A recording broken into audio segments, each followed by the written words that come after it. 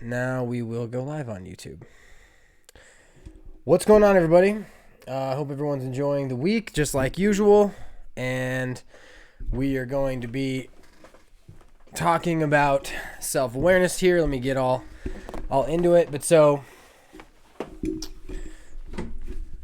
every time I try to do a live stream, literally every single time, I'm always in this rush of trying to get like last second things done, and I always need to give myself like a little more time. I just need to like think I'm going at 8:55 and then go at 9, but just a part of my process, part of what I do. So the big thing for today is a couple things. First, share this on Instagram, share it on Twitter, share it wherever you want.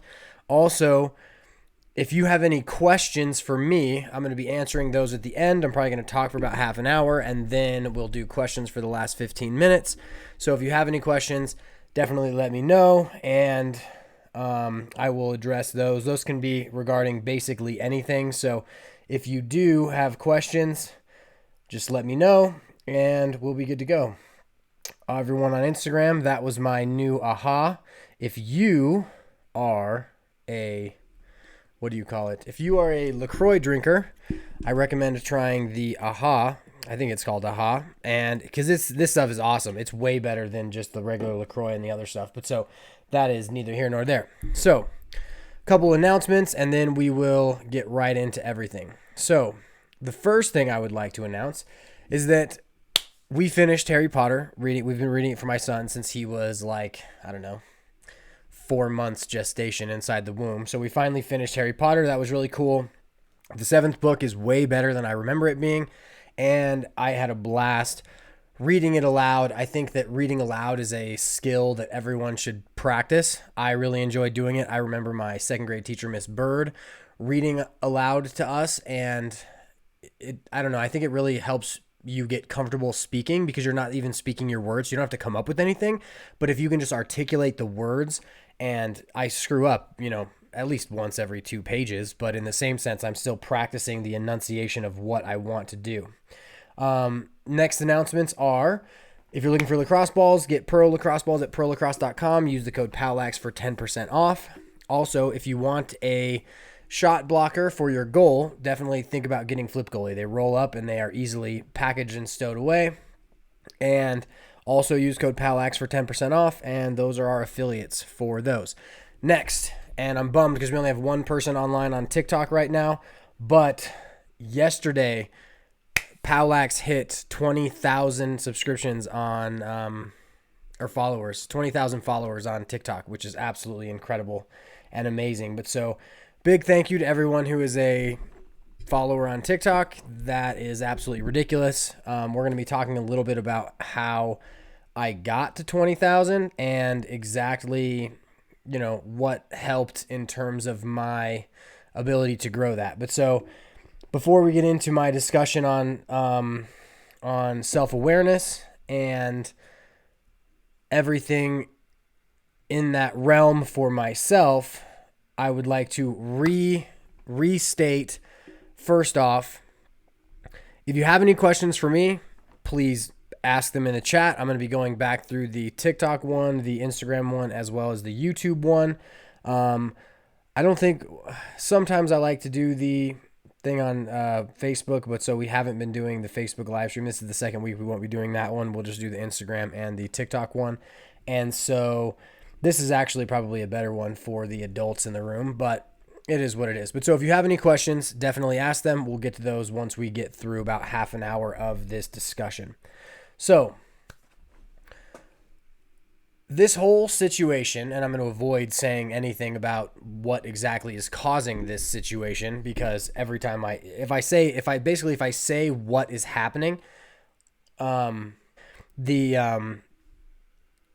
I say it, they will not monetize the video because I'm definitely in no way an expert on what's going on. And so that's it. But so the reason that I wanted to talk about self-awareness is because now that this event has put people in this situation where they don't know, where they're not doing what they're normally doing, everyone is kind of,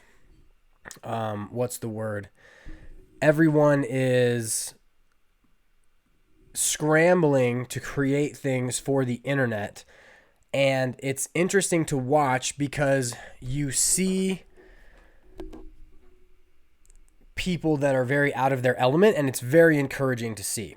And so this is actually, just before I'm going to try to fix this YouTube thing. If you're on YouTube, please let me know how it's going, because every time I do this, like, it then just something happens. I don't know if someone's on my internet or whatnot, but now it looks like it's a poor status, but then it'll hop up and it'll be really good. So I don't really know what's going on with that. Hopefully it won't be jagged and whatnot. But so, because I pull everything from there, I'm going to start recording this as well, because if I record it too, hopefully I will be able to pull the audio from that. Sorry. That's neither here nor there. It's amazing that I've been doing this for like 4 months, 4 times a month, and I still don't have it exactly right to where it'll maintain good quality. And so that'll kind of hop into our self-awareness thing as well. But so, to restate what I just said so we can follow along this relatively well, and I might be able to actually pull something instead of having a random thought somewhere and put it elsewhere. But so, the reason that I want to talk about self-awareness is because right now I'm seeing all these people who are very out of their element because they are unable to communicate and to be on a field or wherever they are, usually at work, where they're able to communicate in person, and they are striving to create on stuff that's online so that they then don't have to. Now, for me, I loved this from back when I started, right when I started doing lacrosse full time, right when I quit my job as a youth corrections officer to do this, I immediately picked up Twitter, and that's actually how I got introduced to 3D lacrosse and Jamie Monroe and all of that. Is I saw something where they were doing a demo. I went to the demo to take notes, and then I basically got recruited to help coach that team. And so the interesting part about watching people start to create all of this content is that they're getting out of their comfort zone, and many of them probably think that it's not very good, but it's very encouraging to see because they actually are doing a relatively good job. But so, the premise that I'm going to start this conversation about self-awareness has to do with the college essay question. And so I learned about the college essay question from a guy named, I want to say it was Steve Weissman. I'm not sure what his name was, but so he was my English teacher my senior year. And Tess, I'm talking about self-awareness. And so he basically had us all write these essays. And this was like the coolest teacher in high school you've ever met. Because if you didn't want to go to class, if you didn't actually want to participate, he didn't care at all. He didn't care at all. It was unbelievable. All he would make you do was write 3 actual, you would have to create 3 actual essays that were at least 2 pages long, and then he would pass you. It was ridiculous. Now, for me, that wasn't okay with me.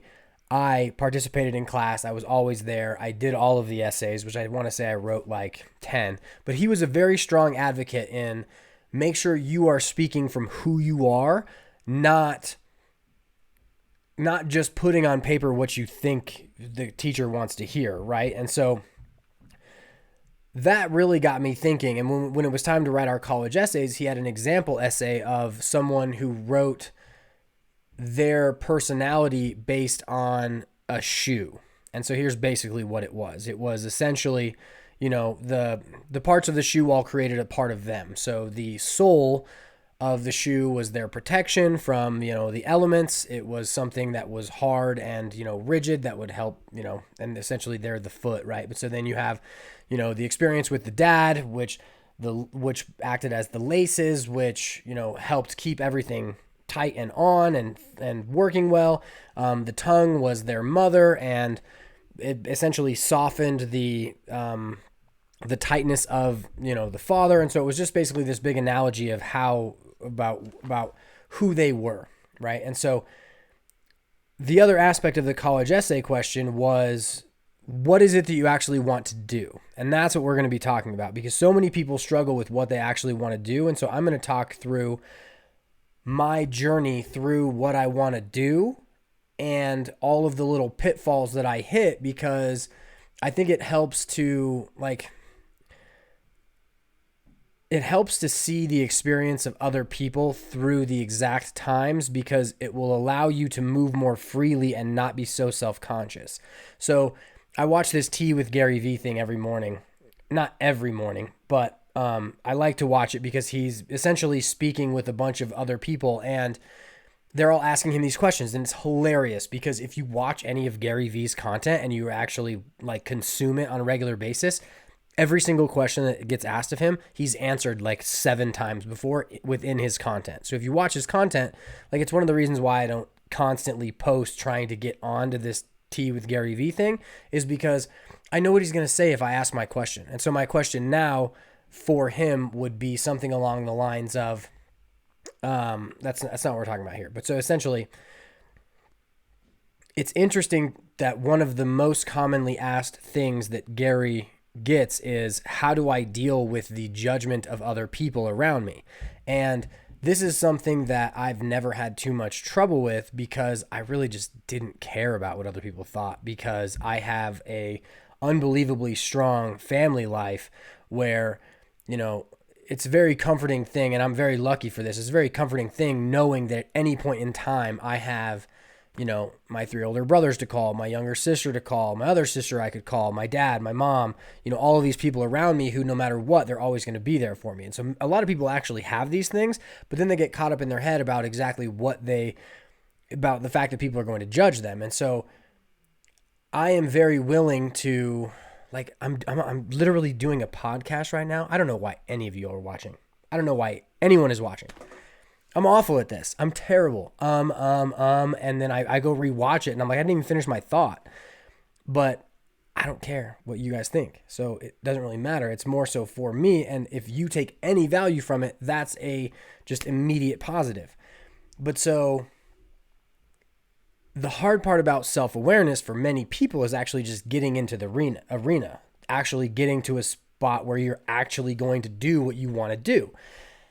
And so I think that by explaining the stories of how I now do what I do and all of the little pitfalls that I've had, it can help people to be braver in order to take the action that they actually want to take, because taking action is scary. It really is, because you never know who's going to berate you, and you don't want to feel bad about what you're doing and all of this. But at the end of the day, the key, I think, to remember on the judgment level is, know you're not perfect and embody that imperfection, right?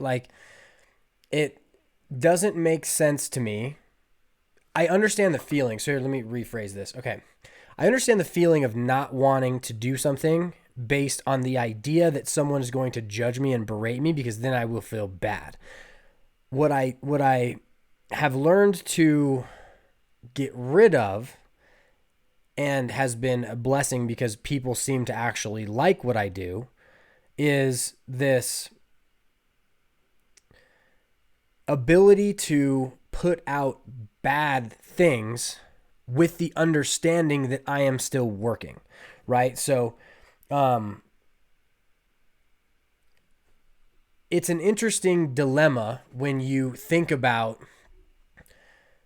being frozen and unable to act because you're worried about other people's perceptions, and then there's no growth, right? So that's the big thing, is I always put growth above any of that other stuff. But there were times when, I was very, very unable to move because I was worried about judgment. So we're going to talk about a couple of those things. So back to the college essay question. What do you want to do? The most popular answer of what do you want to do for a high school kid who is about to go to college is what? I want to help people. That's what people say. I want to help people. Why do you want to become a doctor? Oh, I want to help people. Why do you want to be a, mechanical engineer? Oh, I want to help people. I want to build things. I want to this and that. And they all say the same thing.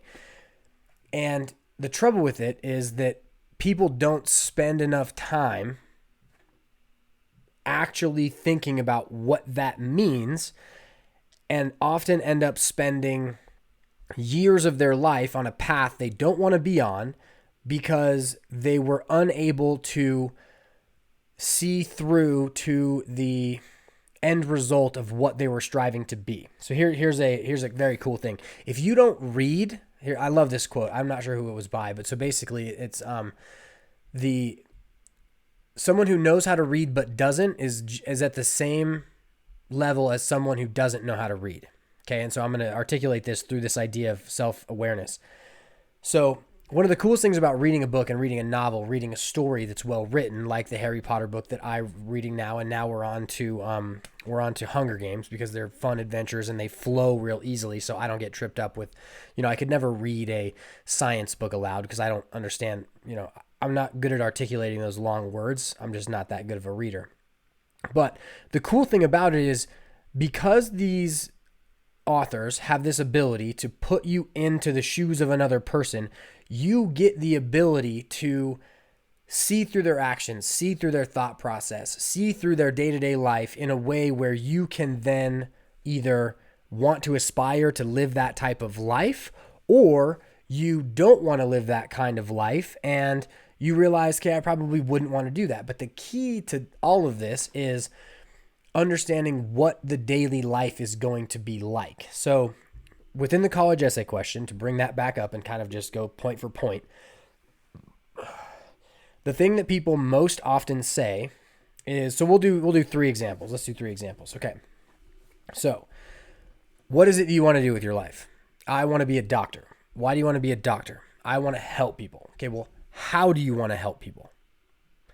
It's a huge question because you've got doctors who are surgeons. You've got doctors who are in pediatrics. You've got doctors who are primary care. You've got ICU doctors. You've got all of these different steps within that field where all of these people are helping people, but understanding exactly what function you want to play in order to accomplish your goal of helping people will allow you to know which direction you actually want to take. Now, let's do the same thing with the mechanical engineer idea, right? So if you're a mechanical engineer, say you just want to be a mechanic, right, for cars, and you really love cars. Okay, well, that's a good understanding of if you want to be an engineer, if you really want to focus on cars, that means that at the end of the day, you're going to be working in a shop helping to fix cars all day, right? And so it's funny, I go to a place for my Acura called A&H Auto Care, and a while ago, the window for my car kept popping, and if I had left it, it would have popped and broken at some point in time.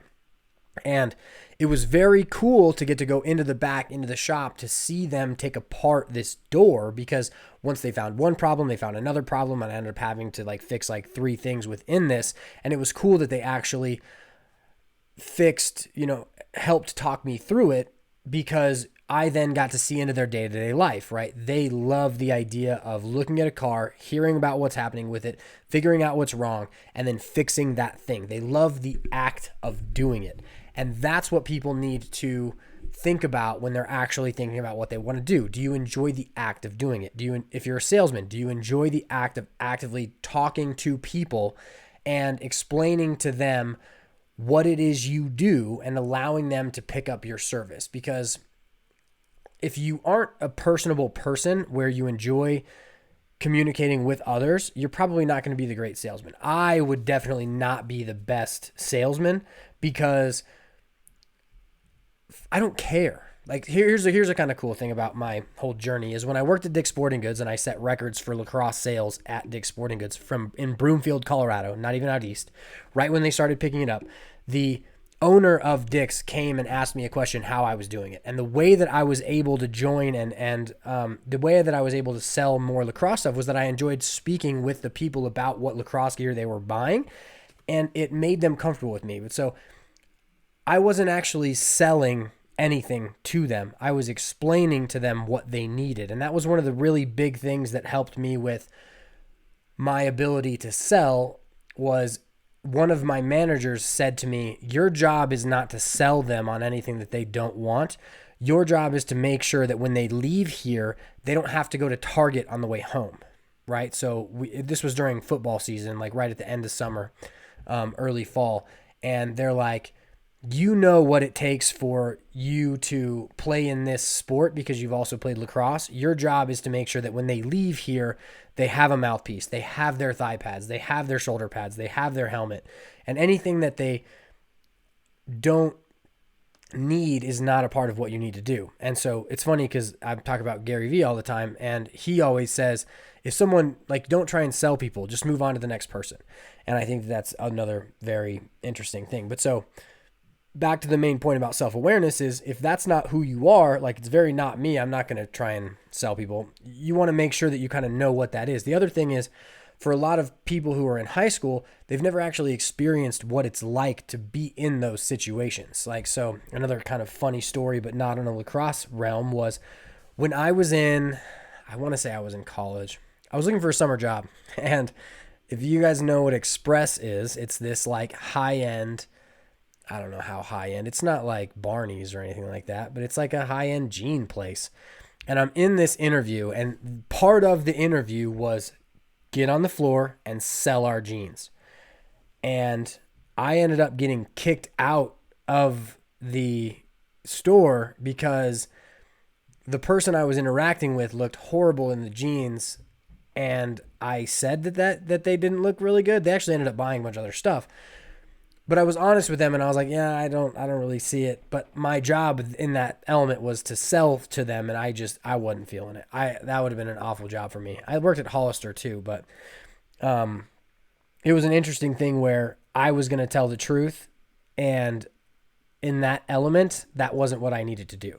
I needed to say, oh, those look great, but here, try these ones, or try these ones. And if you're spending $140 on jeans, you know, some part of it might have to be sold to you. I just think that's ridiculous, though. So even though Wendy has me in these like $75 jeans, which I could probably just have Levi's and I'd be fine.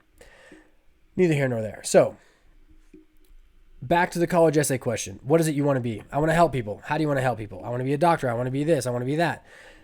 What role do you want to serve within the function of helping people within that idea? That's the main job for most young people and most older people. Like, figure out exactly what it is you actually want to do.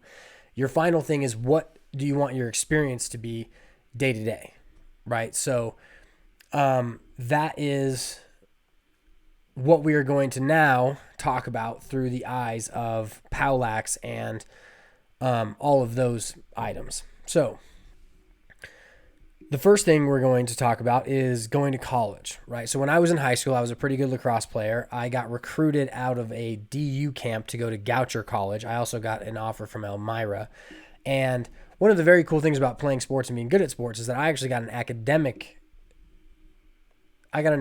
grant to go to Goucher, even though I wasn't the best student. Like, I think I got a 3.0, but I did get good enough ACT and SATs to where I was able to get some money. But so when I was in high school, junior year, I took a class called AP Psychology with Miss Wetmore, and it was an unbelievable experience because I think in my head, I thought to myself, if I could study what people are like, maybe I could figure out what I'm like.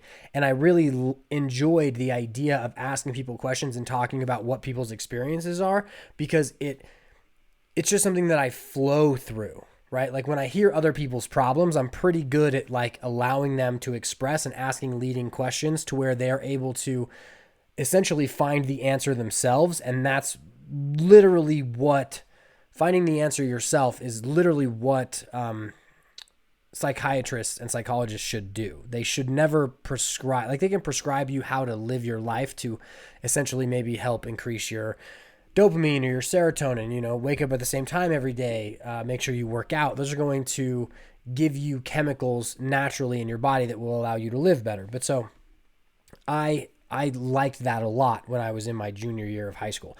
I also liked it from the sense of, if I know what other people are like, maybe I'll know what I'm like. So then I get to actually going to college. I went to college for lacrosse. There was no doubt about it. I didn't choose Goucher because it was a liberal arts school or anything other than the fact that I knew that I'd be able to play lacrosse at that school. When I went into college, everyone said the question, Are you going to take another 2 years to get your master's degree? Are you going to take another 4 years to go into psychiatry? Are you going to do another clinical practice? How are you going to make money on this? Are you really willing to put in this much work? And why don't you do something that you can make more money with? And I switched up what I wanted to do just off of what other people thought. And I decided that I was going to try to do computer science. I took my very first computer science class at 8 a.m. my first year of college. Terrible idea, by the way. Your first year of college, you should not have classes before 10 because you're going to make bad decisions and you're going to screw up. And after 6 months, I think I got a D in that class, and I did awful. I had no idea what I was doing. I mean, all I was doing was trying to make like a circle come up on the screen, and I did awful. But my heart wasn't in it, right? And that makes sense. It's funny because now I'm actually trying to do some computer science because I've got an app and website stuff I want to build. But then once I knew that that wasn't the right thing, I thought, hey, if I do business, I'll be able to do a business in anything. I'll be able to literally do anything because I like business. I hate macroeconomics.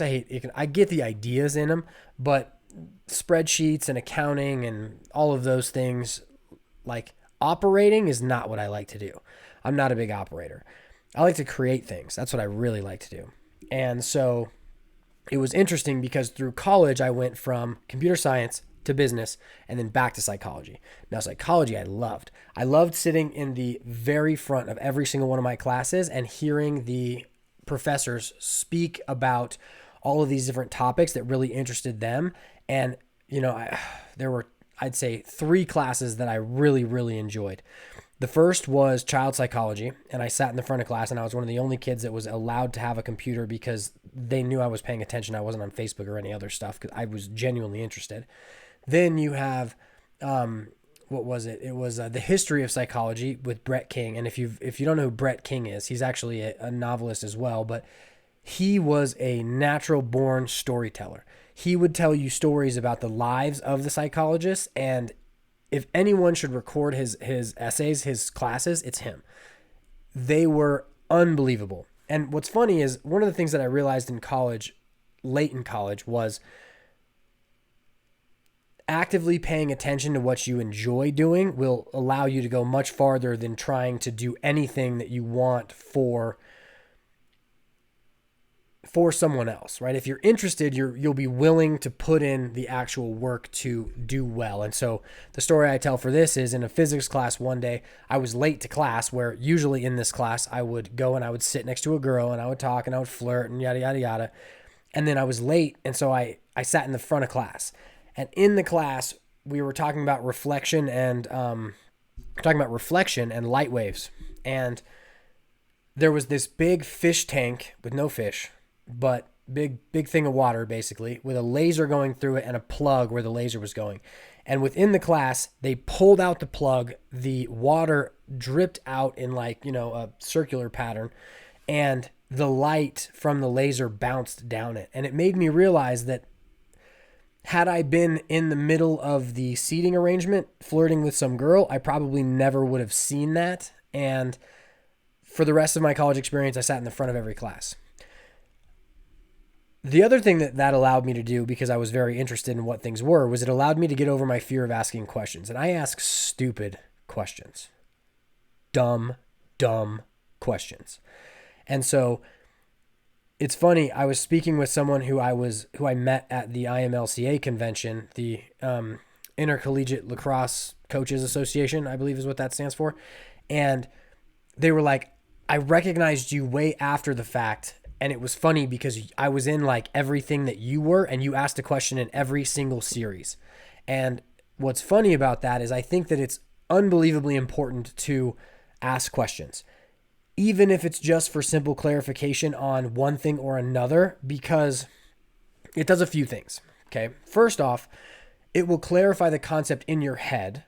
The second is it gives the presenter an opportunity to possibly go back and fill out more of the information around the topic that they're saying. And finally, and probably most importantly, it opens up the avenue for others to ask questions as well. And I think that is something that is so often overlooked, but it can feel so judgmental, right? Like, you don't want to be, there's a couple things. So if it's a long, drawn out, boring, I'm talking like bored out of your gourd talk, don't ask a question. Don't let that person continue to talk. But if you're invested in it and you're actually a part of what that is and like it's interesting to you, ask your question, because hopefully if everyone's attention is actually on it and no one's fidgeting and everyone's attention is actually there, it'll be a good thing. Okay, so we're on the college experience, right, of me going from psychology thought in high school to computer science to business back to psychology. And once I was in that, I felt a lot better as I was there.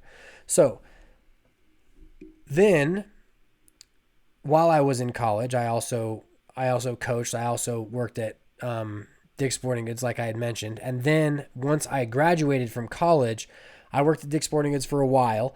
But then I got a job as a youth corrections officer because I wanted to use my psychology degree, even though the position that I was in did not require a psychology degree. I think it required just a high school diploma. But I was able to use what I learned in my psychology classes as I was working with these, as I was working with the individuals at this youth corrections facility. And so that was kind of cool. But then over time, that kind of became a drain. And I mention this all the time. I read a book called Field of Fear and Do It Anyway. And I decided that I was going to leave that and do lacrosse full time. And that was a ballsy move because I didn't know what the hell I was doing. I had no idea what I was doing. And so I'm going to talk through a couple of my big mistakes because I think that's important. So the other thing about this is, as I grew up, I knew I loved lacrosse because it was my family thing. And I would spend hours and hours doing tricks. That's why I can do all the tricks that I do on TikTok and YouTube and all this other stuff.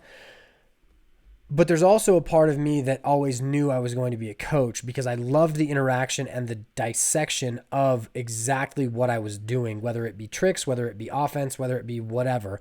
I loved dissecting what those things were.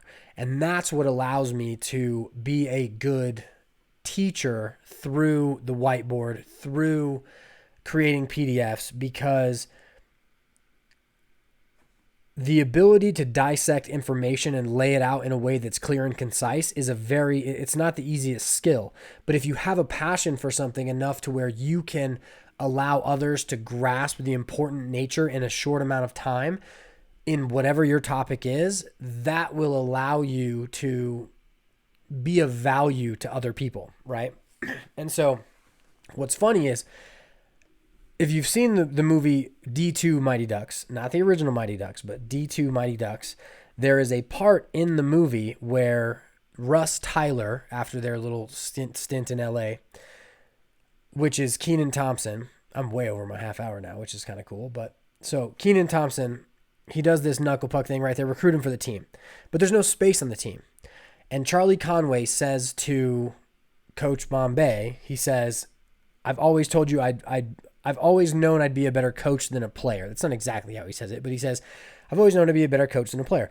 I associated with that because the act of competition is fun, but it's always just been fun for me.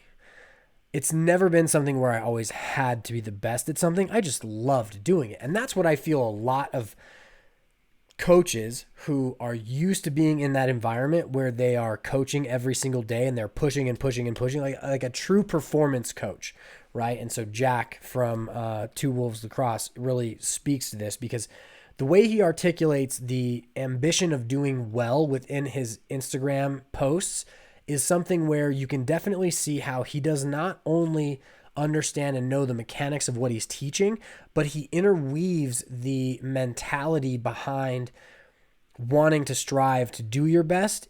And he does it in a way where he basically seeds the desire to perform within the player, right? And so where for me, I never really had to be that player. So I kind of went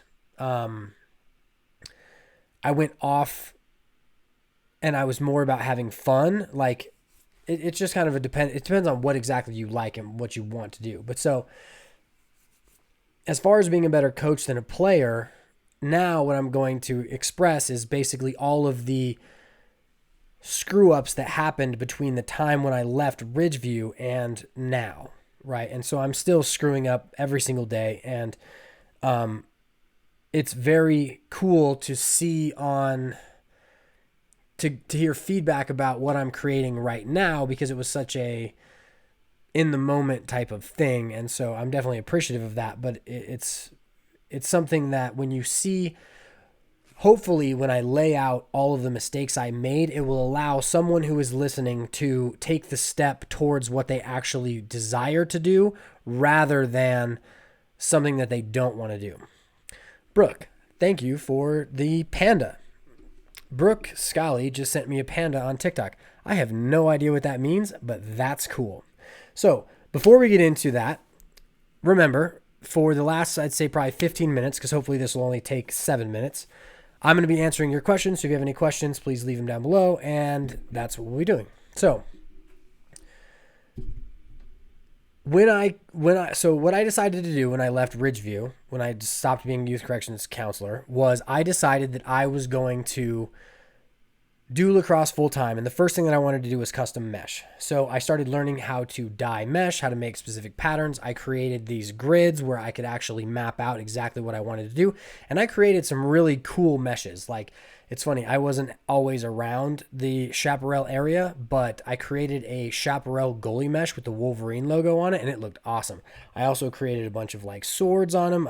The Colorado flag mesh was me. Like, I did a lot of creation that I loved doing. And what was funny was while I was in that mode of creation, I got to watch movies, right? So I watched The Dark Knight like 100 times because it was just a movie I could put on, and each part was entertaining enough to allow me to work on what I was doing, but also kind of have my mind there. Right now I would do that with podcasts. And so I do. I work, but I do it with podcasts.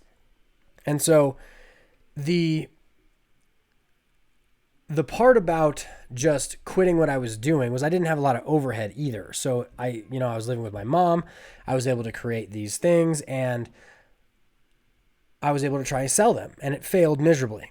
It was awful at first. Like, no one wanted to buy them. I had to create all the marketing, all the advertising, all of the back end stuff. But each time that I did that, I learned a little bit more about how I needed to communicate what I was doing so that other people probably wanted to buy what I was producing, right? And so I went through a ton of mesh, not a ton of money, because in my head, really, it was like I probably invested $200, right? $200 into, I'd say probably, 20 pieces of mesh and then a bunch of rolls for stringing sticks. That's the other thing I did, is I strung sticks. And so as I was doing both of those things, every little while I'd have to reinvest, since that was what the first money came into, but I was able to live at that low enough pace. Now, what I never learned how to do, and I'm still very bad at this, what I never learned how to do was to give up portions of what I was doing to other people so that we could scale whatever the business was. So right now, had I continued that and learned how to do that, I would probably also have that mesh business on the side as well as this other stuff. But so as I did that, I was also coaching. So I was coaching with 3D lacrosse, making some money there. And I coached at Mountain Vista, and then I went to Grandview, and then I started making POWLAX, right? But so the part about coaching was that I always wanted to do it. And I essentially was trying to create a lifestyle where I could just coach. And as I continued to do that, the mesh stuff isn't around anymore, which I'm kind of happy about because I don't have to worry about that in any sense. But then as I started to coach, here's something cool I'll show you. Let's see. All right. So see if I can hold it up for everybody. This is my old playbook, right? This is what I drew out for everybody. So here we've got the blue attack rotation. It's essentially a fade rotation. And so this is all of the first stuff that I actually built in order to start my coaching journey. And so there's one part in here that's basically like, it's just all of the definitions written out, all these things like this. And it's funny because I actually, at this point in time, I could have probably built this all on the computer, but now I've started to take the things that I know and I've built it on a computer where at some point I'll be able to market them as a book, market them as all these different things. But so one of the cool things about this playbook one of the reasons why I keep it and why it's always on my desk is because it kind of shows me the misstep, right? If I had been in the same mind frame that I am now, I never would have created that, because I never would have created something that I could not also, like if you're ever creating something, even if it's just a stepping stone to something else, you should create it in a way where it as itself acts as something that could create value in itself. And so, that's just another one of the, kind of stepping stones, is that I created a lot of stuff. I spent tons and tons and tons and tons of time creating things that never came to fruition, but were stepping stones in my ability to get to where I am now. And where I am now is nowhere. I'm nowhere near what I want to do. And that's another kind of thing, is that I set my goal extremely high, because I'm 33. Ooh, I'm 33. I probably have a good, 60 years left in my head to work to impact the lacrosse community. And I think that seeing the time in that way is very important, because I can realize that I'm so far at the beginning that if I thought I was good at something, it would probably ruin what I do, because I really don't think I'm very good at things, but I have a lot of time to get better. We kind of talked about that last week with the idea of confidence. It's almost better to think that you're not good, because then you'll strive at what you're doing. And so it's funny, because I've been approached about all the content that I make, and people want to know how I do it. And I'm very willing to explain how I do what I do to anyone else, because the work that it takes to get good at it takes time. And if you're willing to put the work in, I'm not going to keep the information from you. But so, back to the whole self-awareness piece is, I always knew I wanted to coach. I always would spend the time to try to articulate exactly what I was doing. And over time, coaching through building the POWLAX program and kind of realizing that I really don't like administration, I wanted to build something that I would be able to share with everyone else, right? So the definitions, all these little things. And so that's going to eventually, hopefully in the next 10 years, come to fruition into an app or into a website that actually allows coaches to really, figure out exactly what they want to do. But so, I think that was basically all of the things that I really wanted to focus on. But so I'm trying to think of any of the other like really big mistakes I made to kind of possibly overview those to kind of give the understanding. Okay, I'll explain something else. So if you go on to POWLAX, almost cut out. Okay. If you go onto the POWLAX YouTube channel and you go to videos and you go all the way down to the very first video I released, you'll see it's called Some of the Best Lacrosse Tricks on YouTube. And I think it got like 25,000 views, but it's literally of me in high school at Vail when I was coaching for Icon. And I was wearing my Goucher hoodie, and I basically just did a few tricks with my GoPro, and then I posted them, and I'm like, what are people going to think? And then I hit enter, and I go, I don't care. And now I'm in the frame where not only do I not care what people think when it's negative, I also don't care what people think when it's positive, because I like that people enjoy the things I'm doing. And so let's get back to the self-awareness idea and how it relates to the situation that's happening now.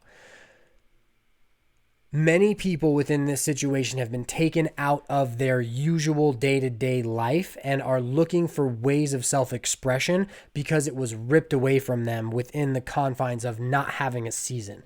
For me, this is my life out of season. It's sitting here, it's doing content, it's making sure that every day I'm trying to put something in, and it's definitely just, it's something where I have to make sure that, or not, I don't have to make sure. It's something where I wasn't taken out of my ability to self-express through this time where now the season's not there. So it wasn't that big of a deal to me. I'm bummed that we're not going to get a season, but in the same sense, I also realized, okay, well, this means I've got a lot of time to create new content for 2021. And for a lot of other people, it wasn't like that, but they are now finding their way into creating content that will allow them to fulfill their ability to be who they are, which is so encouraging because so many people in those times where they were always only coaching or always only doing something else didn't allow themselves the opportunity to create the content. And now that they have to kind of sit at home, they're actually allowing themselves to do that. But so it's just very encouraging. And if I could give anyone advice, and the way I'm going to wrap this up is this. At the end of the day, not the end of the day, but at the end of each frame of my life, I always leaned into the direction that I knew my heart wanted to go. I knew I always wanted to play lacrosse in college. College was also something where it wasn't even a question in my family, which I thought was kind of a good thing. But it was something where at the end of any day, I knew. So here's my whole philosophy on lacrosse, and this is something that I'm different than a lot of the other people for this reason. And this is why I can go out every single day and I can do a new trick and I can do a new wall ball routine. And even though some things might eventually get played and I might hit the same thing twice, I don't even care. My job is not to tell you what to go do so you can be a pro. My job is to inspire you to pick up your stick, go out, and to play the game. That's all I care about, because if you enjoy playing the game, you're going to pick up your stick, you're going to enjoy it. And if I can facilitate the advancement of enjoying the game more for you, the better. That's all the better. Now, I have the exact same mission when it comes to the coaches program that I have. I don't care whether someone uses what I've said because it's not mine to begin with. I am literally teaching you things that I've learned from others, and that's all I'm ever going to be able to teach. I wasn't born with any knowledge. I learned it from other people. And if I think that that's mine and I'm unwilling to create because I think I'm giving other people an advantage, I am doing two things. First, I am getting rid of the ability for others to benefit in the same way that I benefited. And I am, if I'm unwilling to do it, and I'm just basically being selfish, right? So I think those two are the same things because I kind of lost track in the middle of it. But the whole reason why I do the daily wall ball and the tricks now is because, well, first off is I loved doing those things when I was younger. I was never someone who was going to go put in, I did occasionally put in 20 minutes of like a strict routine, but mostly I just screwed around and I tried to do newer, cooler things. And I knew that because the stick was in my hands, I would get better. But so that's the player side. I want you to love the game. I want you to love picking up your stick, and I want you to do it all the time. Now, from a coach's perspective, I want to teach people in a way where they are able to facilitate an environment where players love to pick up their sticks and love to play the game. Now, it's funny because there are at least two coaches that I know, two coaches that I personally know from Colorado, who I have had people come up to me who have coached for me, who have literally coached for me. And I've had parents come up to me and say, look, if that coach is on the field, we're not playing. And I know we have 4 other families who, if that coach is on the field, they are not playing because of a misunderstanding. And so here's basically what happens that I see happening on the youth level all the time. Is you get individuals with positive intentions who want to help their lacrosse program by becoming lacrosse coaches, not realizing that they do not have the skills they need to create a positive environment for the players. And so basically they hear what they should do and how the players should play, but they have zero skill or understanding of how they should actually make that happen. So what they end up doing is they end up saying the same things that they've heard work, they don't work, and they don't actually have the ability to articulate to the players to allow them to do what they're doing. And so they get angry. And when they get angry, they start to scream. And once they start to scream, they ruin the environment for the player. And so from a coach's perspective, that's what I want to do. I want to make sure that every piece of content that I make will allow a coach to create an environment for a player where the player enjoys the game enough to continue playing, because I don't really care about that coach. I care that the coach has a decent time, but what I more so care about is the coach's ability to allow for the player to have enough fun that the player keeps playing. Because the worst thing that happens in lacrosse and in any sport is that a coach, so my football coach in 8th grade, right? I played football for 1 year. And the reason I played it for 1 year was because the coach I had was a total a-hole. I had to play offensive line, even though I had great hands, and I played nose tackle in one play in a scrimmage, and I had a sack, and then I just got moved again. And the thing is his job in his head was to win. It wasn't to facilitate a good experience for all players, because had I had a good experience, I probably would have played football in high school, but I hated it. I absolutely hated it. And so my mission for lacrosse is to create anything I can to allow for more players to have great experiences so that they continue to play the sport. And so to relate this back to those two coaches that I know, with the parents who were like, let me actually just phrase that. I'm going to redo it because I would love to pull this idea to put on other things. So the reason that I do what I do is to allow for any individual player to have a great experience with the sport. That's why I create the individual stuff like the daily wall ball and the daily tricks, as well as the coaching material. And the reason why I do the coaching material is because I know people who, when they wanted to volunteer to coach, they created the most ridiculously terrible experiences for players. And coaches that I actually know, I've had other parents say, look, if he's going to coach the team, we're out, because he yelled and screamed at my player before and treated them miserably. And once I actually got into the situation with the coach and with the player, what I realized was that the reason why the experience was so negative was because the coach didn't understand how to articulate what he needed to say in order to allow the player to have a decent time and work on what they needed to work on. So case in point is this. If you're working on a two-man game in practice and you have a coach that doesn't really know what he's doing, they're going to want to see the pick exactly like the pick is set. Now, I created my entire two-man game video, which is 1 hour and 51 minutes long. It's literally movie length long, because I had to articulate every aspect of the two-man game that I understand, which is not all of it, in a way where it will allow the coach to view the two-man game through the eyes of the player in order to not confine them into a situation where once they didn't pick the perfect way, then the kid got yelled at.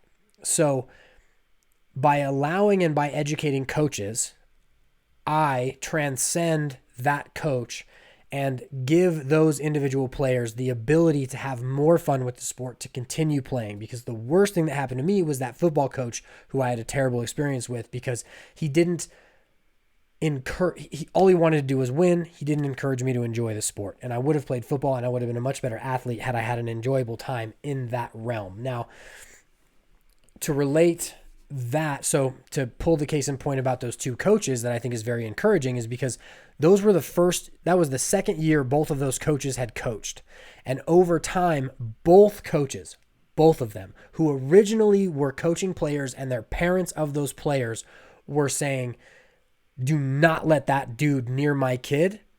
Both of those coaches have become unbelievably great assets to both communities that they coach within, because over time their understanding of the game has grown and their ability to articulate to the players and have the right expectations of the players has grown so much that it allows them to create that positive environment for the player. So the bottom line is, we want to create a great experience for the player so the player continues to pick up their sticks. That's basically all that I do, and that's my main Jonah, I'll get to that in just a second. That's the main thing that I do. And that's my mission, right? So here's the cool thing to pull this all back to the self-awareness piece and what I've learned about myself over time. First, my mission is to, like I've said, ensure that players have a great experience with the sport so that they continue playing. Because for me, I always had that, right?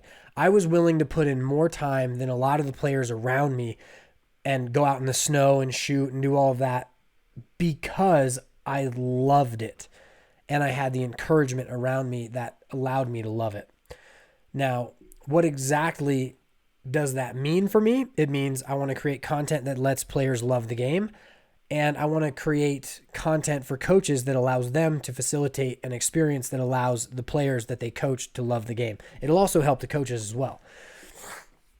The next thing is, what is my day-to-day experience? So right when this ends, which we're going to go a little longer than an hour, which today was actually supposed to be about half an hour, which I think is kind of cool because once I got on the topic, I actually just continued to talk relatively well, I hope. Right after this is done, I need to go out and I need to film the daily wall ball and the daily tricks. And I'm not, and it's funny because one thing that I will not do with this daily tricks is I will not film 2 on one day and then post the next, because the daily ritual of actually getting out and doing it has been a great thing for me too. I love going out to do it. So I actually enjoy the day to day. Then I always like to I try to spend at least an hour on the other coaching stuff that I can, but sometimes it doesn't allow me to really do that with, being a dad and all this stuff. But my day-to-day experience, I really enjoy doing it. So that's another very cool thing. And every time that I get something done, I get that nice positive boost that allows me to continue to push forward for other things. HTLAX, yes. So that 2-man game video is on YouTube. It is just type in lacrosse 2-man game and it should be the first thing that pops up.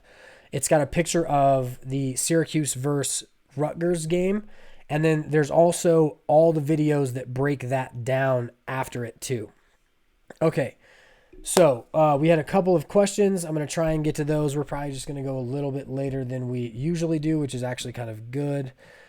So Jonah Butler, tips for a faster shot. And I think you said that about 4 or 5 times. Tips for a faster shot. Yes. Tips for a faster shot. So Jonah, you still there or can I just, skip that? I'm kidding. So to shoot faster, think of your shot like what I like to do for my shooting faster. The first thing is you got to have decent techniques. You got to make sure that you master your snap. If you go back through my Instagram and you go to the shooting mechanics stuff, it's probably, I don't know how far down it would be. It's a little bit farther down there. But basically you got to work on your snap and then you got to work on the idea of actually pulling through the shot. That's what really helped me. So for my left, what really helped me was I would imagine that I was right-handed, cross-handed, and I would pull across extremely hard. For the people on Instagram who it's about to time out on you, I'm going to start another one because I won't be done right at an hour for this. But so as you pull, you just want to make sure you've good mechanics. And the most important thing as far as shooting and shooting faster is do not under any circumstances sacrifice mechanics for force, because just like weightlifting, if you can get the mechanics correct, your body will naturally make the mechanics faster over time as you build slowly rather than straining because you you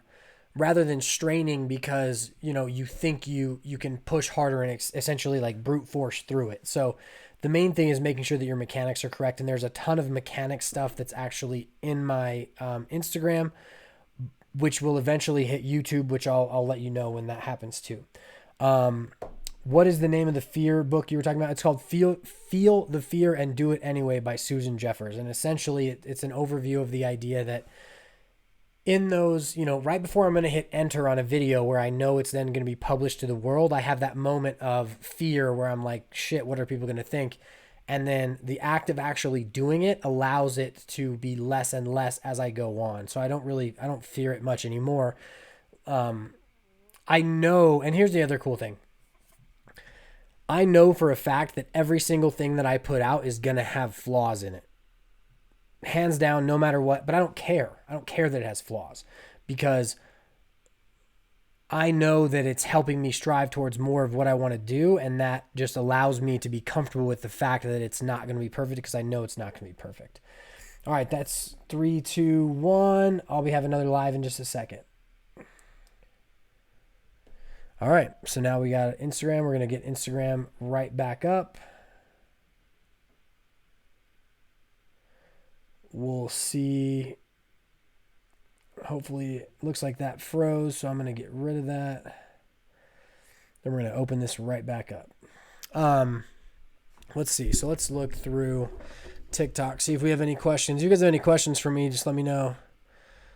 123 football 111 says I love lacrosse. Appreciate that. Actually, funny story. I had a kid. There was a kid I played with in high school, and in high school,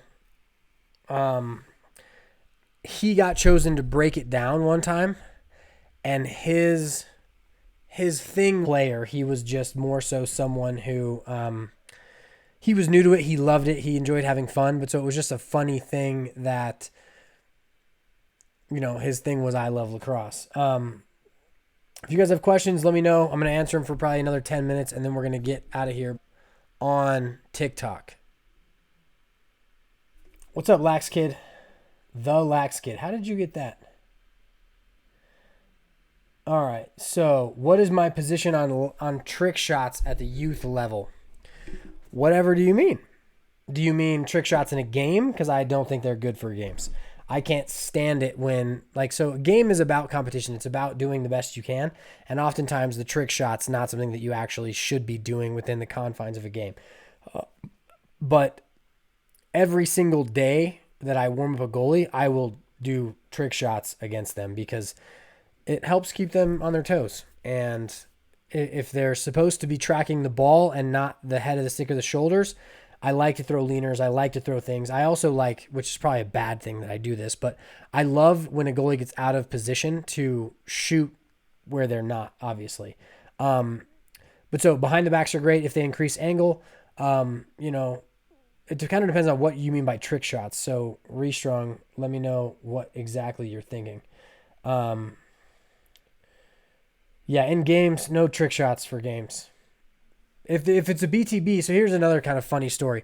So when I was in college at CU, I missed a lift. So we used to lift at I think it was 6 a.m. and 7 a.m. for our lacrosse team. And if you were in the 6 a.m. group, you had to be in the 6 a.m. group, and then the 7 a.m. group was its own other thing, but you did the same things. But so I was in the 6 a.m. group, and what's up, Linus from Sweden, huh? How's everything going in Sweden? And so I slept a little late, and I got to the 7 a.m. group, so I got my lift in, but then I told our coach, and he was like, cool, well, you have to sit the first half of our scrimmage against CSU. And that was devastating because so in our CSU versus CU scrimmage, I was playing on a ride and I picked off his pass and I'm running down and he had drilled everyone. You're shooting low and away, low and away, low and away, low and away. And I'm literally on a breakaway and I have the opportunity perfectly to just throw a fake and go behind the back. And instead in my head, I'm like, no, you have to shoot low and away. And I guarantee you I make that BTB shot because I practiced it forever. Like it was a shot that I could make every time. But then I got in my head and I shot low and I missed wide on a breakaway. It was awful. It was funny. I was playing in that game with my buddy Taylor Pepper too, which he was playing for CSU. And then we went out to dinner afterwards. It was nice. Nice day. All right. Any other questions? Let me know if you have any more questions. We're going to go for another 4 minutes and then we will wrap everything up. While we wait on the you should not be torn on the BTB. The BTB is awesome. One-handed Thompson bros, like the John Grant Jr. one where he goes one-handed behind the back. If you can hit it, fine. One cool thing about the one-handed, especially if you're coming down the alley, if you're leaning in with your non-stick hand and you're one-handed and you can get off the shot while you're engaged, that can be a great shot choice because there's no way the goalie thinks you're actually shooting. Twizzlers, I think you're talking about twisters, which are kind of like this one where you kind of come around the head. I love twisters. I think they're great.